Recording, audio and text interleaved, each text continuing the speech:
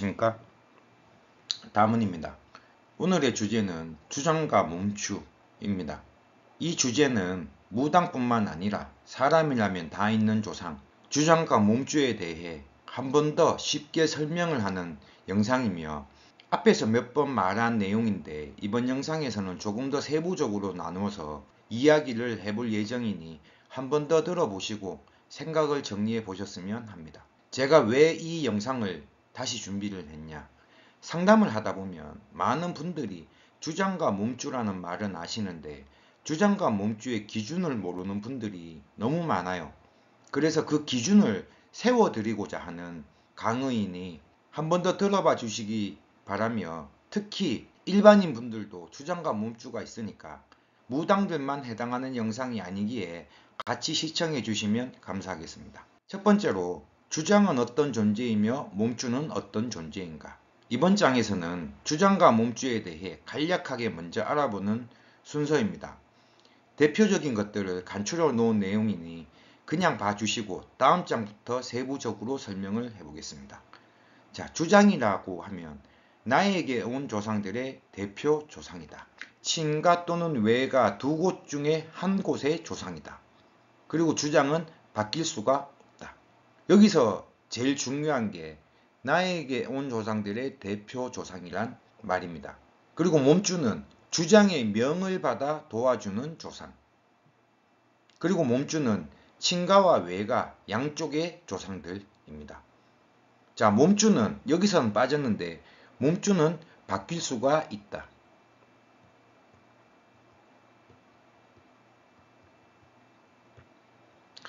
바뀔 수가 있는데 이게 아무 이유 없이 바뀌는 게 아니라 몸주들 중에서 그때그때마다 나를 도와주는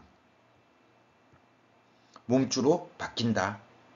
그렇게 이해하시면 됩니다. 자, 그럼 주장은 어떤 존재인가? 먼저 주장에 대한 설명입니다. 첫 번째, 시계와 나침반 같은 존재. 두 번째, 나의 성격과 성품을 대표한다. 세 번째, 내가 반드시 알고 있어야 되는 대표 조상. 그리고 네 번째, 나라는 나라의 대통령입니다.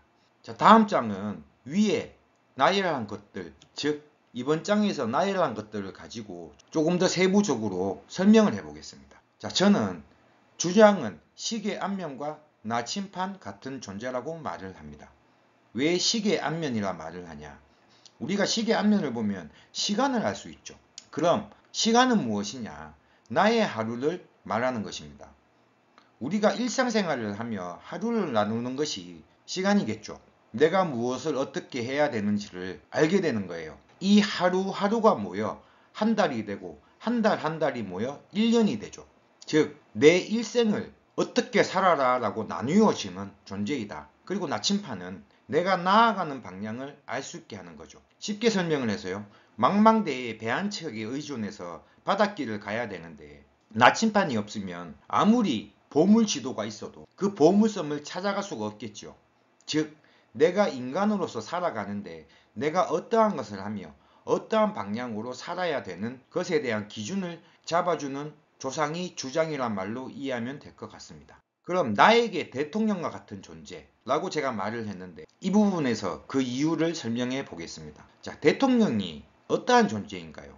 나라의 대표죠. 즉 내가 살고 있는 나라의 대표입니다. 그럼 대통령이 하는 일이 무엇인가요? 국민들의 선택으로 된 것이기에 국민들의 말과 뜻을 듣고 수렴해서 나라를 이끌어가는 존재이죠. 그럼 주장은 대통령과 같은 존재라고 하는데 그럼 주장은 어떻게 되는 것일까? 주장은 바로 나의 친가 외가에서 조상들로 인해 투표로 선출이 됩니다. 왜 친가 외가에서 투표로 선택이 되냐? 주장의 명을 듣고 내 자손을 살리기 위해서죠. 자신들이 선택을 한 존재이기에 그 명을 따라야 되는 것이죠. 자, 그리고 주장이 하는 대표적인 일이 무엇이냐 하면 친가외가 조상들을 중재를 해요. 이게 무슨 말이냐? 자, 친가외가 조상들 중에 나에게 온 조상들이라면 다들 힘을 가지고 있습니다. 즉 신으로서 힘을 다 가지고 있기에 힘 자랑을 하며 서로 겨루기도 한다는 거죠. 그럼 결과적으로 누가 피해냐? 자손이 피해이기 때문에 그 중간에서 중재를 하는 역할을 합니다. 저는 이게 제일 크다고 생각을 해요. 그리고 어떠한 문제점에 대해 마지막에 해결을 해주는 존재이죠.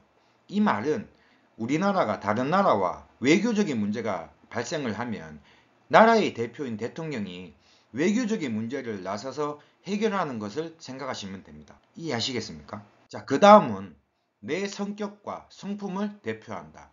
즉 요즘 유행하는 MBTI를 나타내는 존재입니다. 저는 이런 말을 또 합니다. 내 성격이나 성품을 보면 주장을 알 수 있다. 사람마다 조금씩 다를 수는 있으나 대충의 성격이나 성품을 보면 주장을 알 수 있어요. 예를 들어서 평상시는 되게 얌전하고 샌님인데 술만 먹으면 성격이 과격하게 돌변한다. 그럼 저는 신장이라고 대충 이야기를 합니다. 그리고 되게 열심히 살고 하는 일에 최선을 다해갖고 인정을 받는데 이 사람은 주색에 빠져서 내가 그렇게 인정을 받고 열심히 살아온 대가로 받는 돈을 거기에 다 탕진을 한다. 이런 사람들은 대부분 대감입니다. 그리고 생각하거나 행동하는 것이 일반적이지 않고 우리가 보통 말하는 4차원, 5차원이다 라는 사람들은 대표적으로 도사가 주장인 경우가 많습니다. 이 위에 예로 든 것들은 대표적인 것입니다. 더 자세한 것은 영업 기밀이기에 말을 할 수는 없고 신방구설 하시면 자세히 알 수가 있습니다. 아시겠습니까? 자, 그 다음은 내가 알아야 되는 내 조상의 대표, 나에게 올 수 있는 조상의 기준이 된다. 자, 그 중에 제일 중요한 게 대수입니다.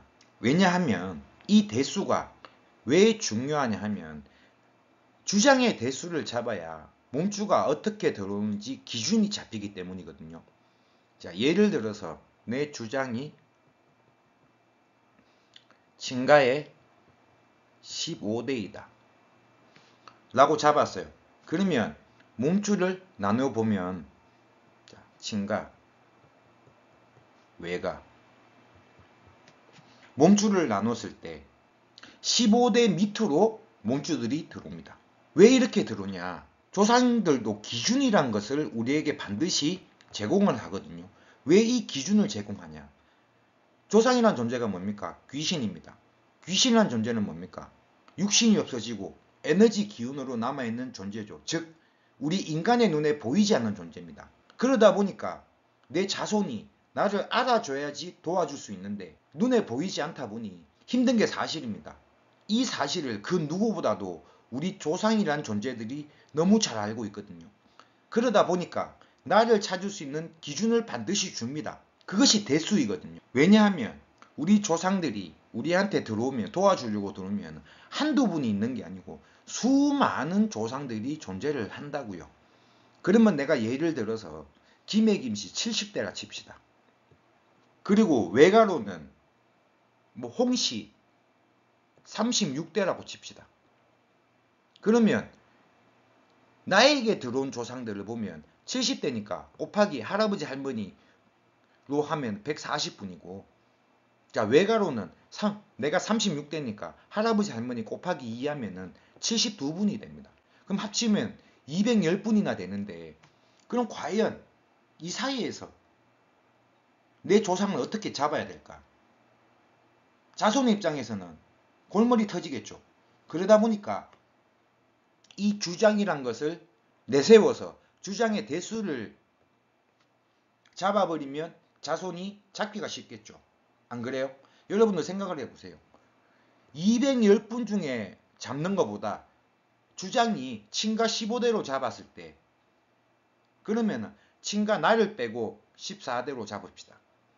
그러면 외가는, 그럼 내가 36대인데 그러면 외가도 주장이 친가 15대에서 들어오니까 외가도 15대까지 들어올 수 있다 생각을 하면 나를 빼면 14분, 그럼 곱하기 2를 하면 28분, 이쪽도 28분, 합치면 56분. 자, 여러분들 210분에서 잡는 게 쉬울까요? 56분에서 잡는 게 쉬울까요? 한번 생각을 해보시라는 거예요. 그래서 주장을 알아야 되고 그 주장을 아는데 제일 중요한 게 대수이다 라고 저는 말을 합니다. 그리고 여기서 대수 얘기가 나와서 하는 얘기인데, 많은 분들이 그러면 족보를 펴놓고 그 조상의 이름을 공부하시는 분들이 있어요. 해도 좋은데 문제는 그 이름을 봐도 소용이 없다라고 하는 게 이 대수를 봐야지만 나머지를 풀 수 있기 때문이거든요. 제가 무슨 말을 하는지 이해가 되시나요? 만약에 이 부분에서 이해가 안 되면 밑에 댓글로 한 번 더 남겨주시기 바랍니다. 자, 그리고 이 부분에서 제일 또 제가 한 가지 하고 싶은 게, 많은 분들이 제가 저한테 상담을 해서 물어보면, 예를 들어서 아버지가 주장이고 할머니가 몸주로 알고 있습니다 라고 말씀들을 많이 해서요. 그러면 저는 그 말에 그거는 잘못 잡은 겁니다 라고 말을 합니다. 이 다음 장에서는 부수적인 내용으로 왜 그렇게 잡으면 안 되는지에 대해서, 잘못 잡은지에 대해서 제가 추가적으로 설명을 한번 해보겠습니다. 자, 주장이 아버지, 몸주가 할머니가 될 수 없는 이유. 만약에 아버지가 주장이고 할머니가 몸주라면, 한마디로 말하면 아버지가 자신의 어머니에게 이래라 저래라 명령을 하는 겁니다. 살아생전에는 아버지가 자식으로서 부모인 할머니에게 지극정성 공경을 하고 살았는데, 죽어서 신이 돼서 왔는데 아버지가 자신의 어머니인 내 할머니한테 이래라 저래라 명령을 한다? 우리가 살아생전에 그런 사람 보고 뭐라 그래요? 폐륜하라 그러죠. 근데 죽어서 신이 왔는데 그런 폐륜 짓을 한다? 저는 그게 아니라고 보거든요. 그리고 왜 이렇게 되면은 그 이유뿐만 아니라 왜 이렇게 잡으면 안 되느냐 하면, 제가 앞에 장에서 설명을 드렸죠. 주장을 보면 나에게 올 수 있는 몸주를 찾을 수 있는 기준이 된다라고 했습니다. 자, 그러면 주장이 기준이 됐다면 어떻게 돼요? 제가 앞에도 설명을 드렸죠. 이 주장 밑으로 들어오게 되는 게 몸주이다. 그러면 아버지가 내 주장이다. 그러면 주장이 아버지면 몸주로 들어올 수 있는 분은 나밖에 없어요. 나나 내 엄마. 근데 어머니도 살아있어. 나도 살아있어. 자, 여기서 조금 더 세부적으로 가면 나는 외동이야. 나한테 형제가 없어. 아버지도 외동이야. 그러면 몸주로 들어올 수 있는 분을 생각해 보세요. 없어요.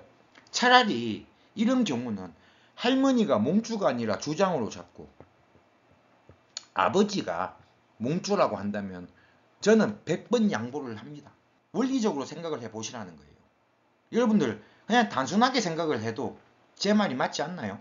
그리고 이 주장이란 말이 뭔지 여러분들 한 번 더 생각을 해보셔야 됩니다. 이 주장이란 말은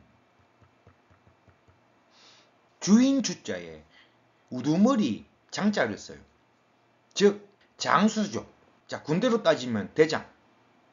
그리고 우리가 운동할 때 그 운동팀을 보면 주장이라는 게 존재를 하잖아요. 왜 주장을 세워요? 그리고 그 운동선수들이 왜 주장을 하고 싶어 해요? 내 팀의 대표이니까. 축구 경기를 봐도 물론 감독과 코치 같지만은 필드에서 뛰는 축구 선수들에게 직접적인 명령을 내리는 게 누구예요? 주장이잖아. 안 그래요? 근데 이 말은 주장 하면서 이 주장이 무엇인지 어떠한 말인지에 대해서 설명하는 사람은 아무도 없고, 말로만 네 주장이 누구다, 네 주장이 누구다 말을 해요.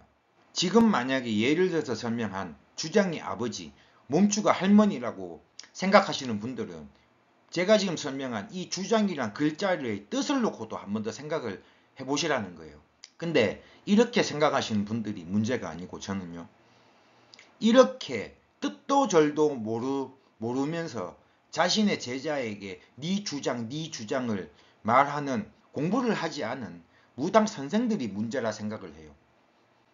자신이 선생이고 제자를 키워야 되겠다고 한다면 제발 공부 좀 하세요. 당신들의 생각 없는 말로 인해서 많은 사람들이 피해를 보고 그로 인해서 많은 사람들이 죽어나갑니다.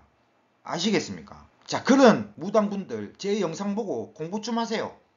아시겠어요? 제 영상을 보고 공부했다고 제가 돈 달라 소리 안 해요.